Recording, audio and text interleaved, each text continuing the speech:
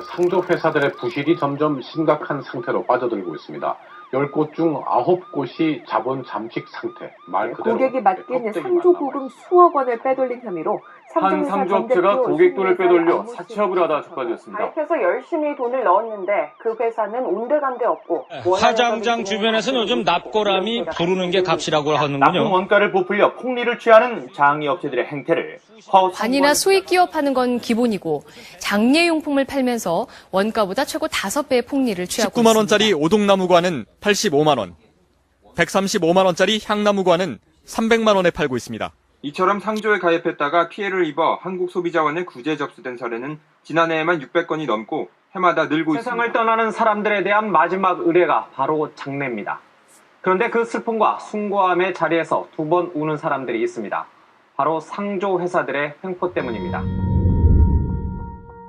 지금 하고 있는 소위 상조 회사라는 것은 100% 주식회사예요.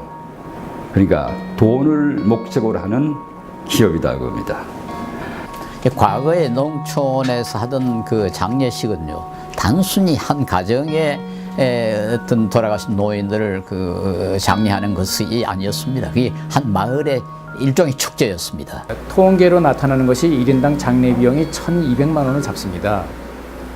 실제 현장에서는 그 이상 늘 그 추가가 되기 마련이겠죠. 상을 치르고 나서 굉장히 불만을 품고 있습니다. 그 이유가 뭔가 하면은 상을 치르고 나니까 폭리를 당했다. 그 장례식장에서 이루어지는 정말로 상상도 못할 그런 속임수, 거짓말, 덤태기 막 이런. 예를 들면 캐딜락에 큰 고급 차에다가 시신을 싣고 가면은 그거는 효자고, 그렇지 않으면 효자가 아니고 이렇게 생각할 수 있는 게 아니거든요. 특히 효는 마음으로 하는 것이지 드러내기 위해서 하는 이런 불합리성은 없애야 된다고 생각합니다. 지금 이게 이제 상업화가 되고 말았단 말이에요. 그러니까 사람의 죽음을 이용해가 돈을 번다는 거. 이건 뭐 장의사들에게는 필요한 서비스라고 생각하지만은 필요한 서비스란 꼭 필요한 그 비용만 받아야지 그걸 이용해가 돈을 번다는 건 이건 안 되죠. 어떻게 보면 우리 사회가 발전하는 것에 비해 제일 발전하지 않은 분야가 이곳이구나, 이런 것들을 금방 알 수 있게 돼요. 과거 매장의 문화, 매장 문화에서 이제 급격하게 화장 문화로 바뀌기 시작했습니다.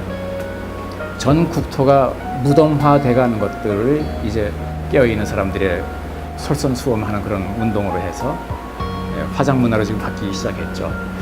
여전히 1300만기 정도의 묘지는 있습니다. 개인 묘지, 그다음에 일제시대에서부터 시작됐던 공동 묘지 등 여러 묘지들이 여전히 있는데 이거를 그냥 없애지 않고 놔두면 후손들이 이제 찾아가지도 않고 결국은 아무도 관리하지 않는 그런 묘지들이 돼버립니다. 이 문제 해결해야 됩니다.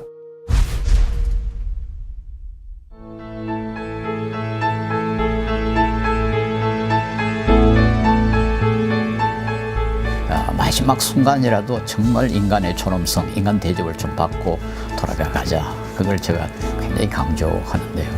독거노인들이라 무용고자들이 그냥 쓸쓸히 사라지는 것을 국가가 책임져주는 그러한 장례방업처를 실현할 수 있을 거라고 생각합니다. 시민단체가 먼저 나서서 묘지의 과세를 하게 하고, 그 다음에 장례, 장묘 서비스에 있어서 부가세나 세금 관계를 투명하게 만들도록 입법 청원 운동을 한다면 이러한 재원으로 종합토지세에서 걷어들인 묘지 관련 세금, 그 다음에 호화분묘라든가 불법 묘지에 대해 중과세한 세금으로서 정부가 좀 작은 돈이지만은 이 장례 바우처 제도 같은 걸 좀 실시를 해가지고 그렇게 다른 사람보다 더 비참하게 그렇게 묻혀지지 않는 그 사람들의 그 외로움을 좀 달래주는 게 아닌가 그렇게 생각합니다.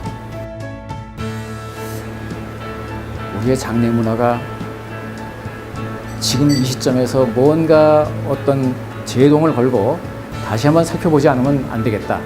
사실상 장례 의향서의 어떤 그 캠페인에 좀 적극적으로 동참하면서 이 부분에 대해서 많은 사람들에게 알리고 있는데요. 내가 내 죽음을 미리 사전에 계획을 한다면 불필요하고 불합리한 것들은 상당 부분 줄일 수 있다는 거죠. 그렇게 되면 당연히 절차도 줄고 비용도 줄게 돼요.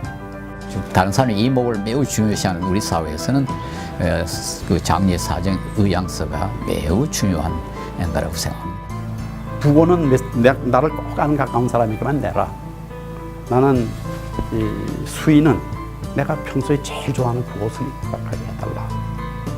관도 이거는 불 속에 들어가서 없어질 거니까 비싼 관을 쓰지 말고 아주 싸고 소나무관 같은 걸 써라. 심지어는 종이관까지도 있으니까 그걸 쓰면 좋겠다.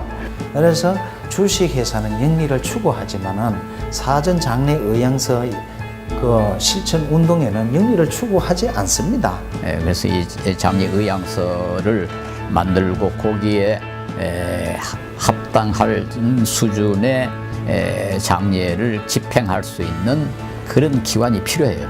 지금 있는 그 업체들에게 이걸 맡기기는 참 어렵다고 봅니다. 그런 점에서 이 새로운 협동조합 같은 것이 만들어져 가지고 이제는 우리 장례 문화를 건전화하는데 아주 중요한 역할을 좀 해야 되지 않나 싶어요.